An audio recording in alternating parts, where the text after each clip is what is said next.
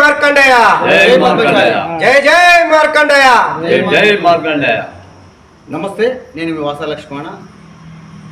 పూడూరు కాదిగూడలో ఉన్న మనము పూడూరు కాదిగూడ గురించి తెలిసిన విషయమే. గత ప్రభుత్వం హాయంలో అప్పటి కొర్కల ఎమ్మెల్యే గారు, ప్రస్తుత కాదిగూడ చైర్మన్ కల్వకుంట్ల విద్యాసాగరరావు గారు ఈ వ్యవస్థను నిర్వీర్యం చేసి చేనేత బిడ్డలు రోడ్డు మీద పడేసిండ్రు. విషయం తెలిసిందే. అయితే ఈరోజు అసలు ఈ వ్యవస్థ ఇప్పుడు ఎట్లా ఉందని తెలుసుకోవడానికి ఇక్కడే నేత కార్మికుల దగ్గరికి, మన చేనేతల అన్న దగ్గరికి వచ్చినాం. ఒక్కసారి అన్నలాంటి తెలుసుకున్నాం. అన్న ఇప్పుడు పూడూరు కాదు కూడా అమ్మేసింది. అంటే అమ్మేసింది, అమ్మడానికి వాడికి ఎవరికి హక్కులు లేవు. పద్మశాలే హాస్తే 100%. అంటే ఇది అమ్మిన తర్వాత మీ పరిస్థితి ఏంటి? పరిస్థితి ఆ రోజు నుండి ఈ రోజు వరకు రోడ్డు మీద బతుకులే అయిపోయింది. అది అందరికి తెలిసిన ముచ్చట్నే. ఈ నాయకుడు అన్న కొత్త నాయకుడు, ఇప్పుడు మన మేడిపల్లి సత్యం గారు కూడా మొన్న గెలిచి మాకు ఎంతో సపోర్ట్ చేసి మాకెంతో ఆనందం. మేము పద్మశాలి అంత మీ పద్మశాలకు అప్ప చెప్తున్నాం. ఆ రోజు చెప్పిన ముచ్చట్నే. ఇప్పటికీ గెలిచి 6 నెలలు అవుతుంది. ఆ రోజు ఆ దొంగ అన్నాడు, ఈ దొంగ అన్నాడు. ఆ దొంగ ఆ చేతికే పోయిండు.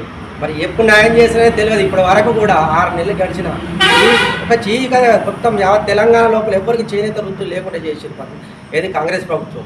వెంటనే పని కల్పించే డిమాండ్ చేసినా ఎవరు ఒక్కరు కూడా పని కల్పించట్లేదు. అంతేకాకుండా మన ఇక్కడ పూడూరు కాది పద్మశాలకు అప్పచెప్తా అన్నాడు, ఇప్పుడు కూడా అప్పచెప్పలేదు. మేడిపల్లి సత్యనారాయణ గారు గతంలో ఆయన ప్రతిపక్ష నేతగా ఉన్నప్పుడు మనతో పాటు కలిసి వచ్చిండు, పోరాటం చేసిండు. ఇది పద్మశాల వస్తుంది ఆయన కూడా చెప్పిండు. మరి ఇప్పుడు ఎమ్మెల్యే అయింది కదా, ఆయన చేసిన నమ్మకం ఉన్నదా? మాకు ఇప్పుడైతే ఎటువంటి నమ్మకం కనిపిస్తలేదు. ఎందుకంటే దొంగ చేతిలో పోయిన తర్వాత దొంగలంతా కూడా మంచిగా తిరుగుతూ ఉంటే ఎవరనుకోగలరు. మాకు అప్పచెప్తానికి గ్యారంటీ ఏం లేదు. ఇప్పటికి మీ అందరం పద్మశాలీలం, అందరం ఒకటై యావత్ తెలంగాణ మొత్తం పద్మశాలకి ఈ రిపోర్ట్ అందజేసి అందరూ ఒకటై పెద్ద ఎత్తున, చాలా పెద్ద ఎత్తున పూడూరులో ధర్నా చేయడానికి, వినకపోతే జరుగుతుంది ధర్నా చేయడానికి వంట వార్పులు పెట్టుకొని మొత్తం రస్తా రోకా చేసి మొత్తం పద్మశాలను పిలుచుకొని ఇది పద్మశాల ఆస్తి అని నిరూపించుకునేంత వరకు పోరాటం ఆపమని చెప్తున్నాం. ఎన్ని రోజులు పనిచేసే వీళ్ళ? 15 ఏళ్ళు పనిచేసింది. పైన పనిచేసిన నెల కింద వచ్చిందని. ఒక మనిషి జీవించాలంటే ఒక 10,000 రావాలి. కానీ 2,000 రూపాయలు వస్తే దాంట్లోనే కుటుంబాన్ని గుట్టుగా గడుపుకున్నారు. మరి ఆ గడుపుకొని వాళ్ళ కడుపు కొట్టాలని అప్పుడు ప్రభుత్వానికి ఎట్లా అనిపించింది? మరి ఇప్పుడు వచ్చిన ప్రభుత్వం అయితే మారింది. మీరేం ఆశిస్తున్నారన్న? మీరు 15 సంవత్సరాలు పనిచేసింది కదా ఇక్కడ, ఈ పూడూరు కాదిగూడలో 15 సంవత్సరాలు పనిచేసింది కదా, మీరేం ఆశిస్తున్నారు? మీకు ఏం కావాలి?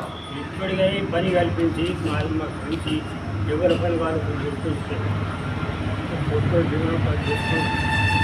నిజంగా ఎంత బాధ కలిగించే అంశం అంటే ఇలా మొగ్గ నచ్చితే 2,000-3,000 వస్తుంది.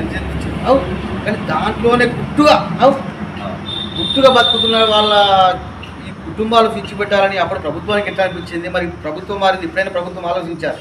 ఎలక్షన్ నుంచి సంఘాలన్నీ బంద్ పడి ఎలక్షన్ నుంచి వాస్తవం మొత్తం వ్యవస్థ మొత్తం నిర్వహణ అయిపోయింది.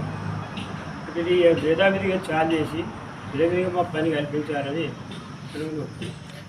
కాంగ్రెస్ ప్రభుత్వం గెలిచిన తర్వాత మేము ఇక్కడ నుంచి సంఘం నుంచి కూడా ఒక లెటర్ రాసుకొని మేడిపల్లి సత్యం గారికి ఈ ఖాదీ విషయం లోపల తీసుకుపోయి ఇవ్వడం జరిగింది. ఇచ్చినాక ఆ రోజు కూడా దాని గురించి నేను ఆలోచించి చేస్తాను అని చెప్పడం జరిగింది. కానీ ఒక 15-20 రోజులలో దీని గురించి నేను ఆలోచించి చెప్తా అని చెప్పిండు. 15-20 రోజులు అన్నది దగ్గర ఒక 3-4 నెలలు అవుతుంది.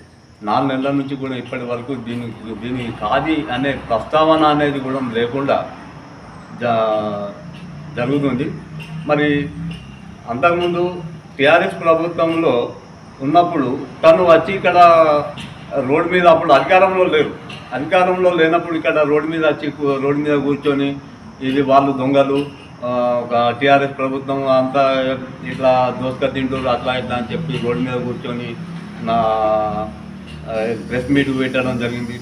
ఆ రోజు జీవన్ రెడ్డి గారు కూడా వచ్చిండ్రు. జీవన్ రెడ్డి గారు కూడా వచ్చి ఈ యొక్క స్థలాన్ని మీకు ఖచ్చితంగా మీ పద్మశాలీలకే అప్పగించే ఏర్పాటు చేస్తాను అని చెప్పి ఆ రోజు జీవన్ రెడ్డి గారు కూడా మాటిచ్చారు. మరి ఈరోజు కాంగ్రెస్ ప్రభుత్వం అధికారంలోకి వచ్చింది. కాంగ్రెస్ ప్రభుత్వం అధికారంలోకి వచ్చినాక మరి దీని గురించి ఇంత ఎందుకోసం నీరు గారుతుంది? ఇప్పటికి కాంగ్రెస్ ప్రభుత్వం అధికారంలోకి వచ్చి 5 నెలలు అవుతుంది. 5 నెలల నుంచి ఇప్పటి వరకు దీని ప్రస్తావన అనేది లేకుండా జరుగుతుంది. అయినా మేము ఈ గెలిచిన మేడ్పల్లి సత్యం గారు గెలిచినాక వెంటనే మేము పద్మశాలి కులం నుంచి ఒక 25 మంది దాకా ఒక 3 వెహికల్లో పోయి మేము అందరం కలిసి కూడా తనకు ఒక లెటర్ ఇవ్వడం జరిగింది. ఇవే ఖాళీ విషయం లోపల. ఆ రోజు మాకు ఒక 15-20 రోజులలో దీని గురించి నేను ప్రస్తావన తీసుకొని నేను మీకు అప్పచెప్పే బాధ్యత తీసుకుంటా అని చెప్పి సార్ మేడ్పల్లి సత్యం ఎమ్మెల్యే గారు అనడం కూడా చెప్పి జరిగింది. మరి ఇందులో ఎలక్షన్లు వచ్చినాయి. ఈ ఎలక్షన్ల విషయంలో మరి ఈ పనులు జరగకపోవచ్చన్న ఉద్దేశం మీద కూడా మేము కొద్దిగా ఆలోచించి ఆగడం జరిగింది. మరి ఎలక్షన్లు అయిపోయినాక కూడా మరి ఇకనైనా మరి ఎమ్మెల్యే గారు దీని ప్రస్తావన తీసుకొని మన ముఖ్యమంత్రి గారి దగ్గరికి పోతారా, మరి ఎక్కడికి పోతారు, పోయి ఈ 62 గుంటల పోడూరు ఖాళీ స్థలం 62 గుంటలు, ఈ 62 గుంటల స్థలాన్ని 62 గుంటల స్థలాన్ని మరి దీన్ని ఏం చేస్తా అనుకుంటున్నారు, మాకు దీని గురించి ఖచ్చితంగా వివరించి ఈ స్థలం గురించి వివరణ మాకు చెప్పాలని చెప్పి కోరుకుంటున్నాను. జై పద్మశాలి, జై పద్మశాలి. మేడ్పల్లి సత్యం గారు గెలవడానికి పూడూరు కాదుబోటే కారణము. పూడూరు కాదుబోటే కారణం మేడ్పల్లి సత్యం గారు గెలవడానికి. ఈ ముమ్మాటికి నిజం.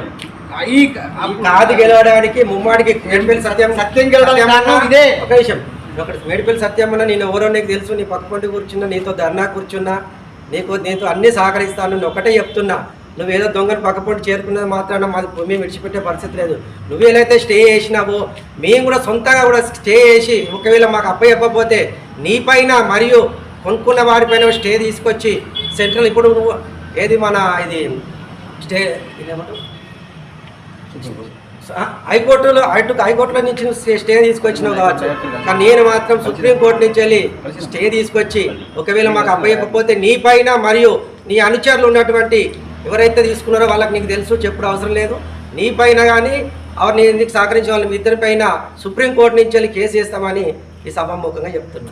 సమస్యను పరిష్కరించే బాధ్యత మేడ్పల్లి సత్యం గారిదే. ఎందుకంటే ఆ రోజు మాతో కలిసి పోరాటం చేసింది కాబట్టి ఆయన ముఖ్యమంత్రి గారికి చెప్తారా, తుమ్మల నాగేశ్వరికి చెప్తారా, కల్వకుంట్ల విద్యాసాగర్కి చెప్తారా.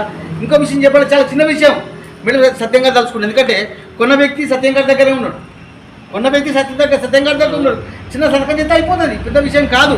కానీ ఇదే విధంగా నిర్లక్ష్యం చేసి ఏ పద్మశాలి గింతి అనుకుంటే మాత్రం మా చివరి ప్రయత్నం అనేది పోరాటం చాలా విస్తృతంగా ఉంటుంది. మేము తెలంగాణ రాష్ట్ర పద్మశాలి సమాజాన్ని కాదు, ప్రతి విషయం మీద దేశవ్యాప్తంగా పద్మశాలి సమాజం కూడా ఏకం చేసేందుకు సిద్ధంగా ఉంటాం.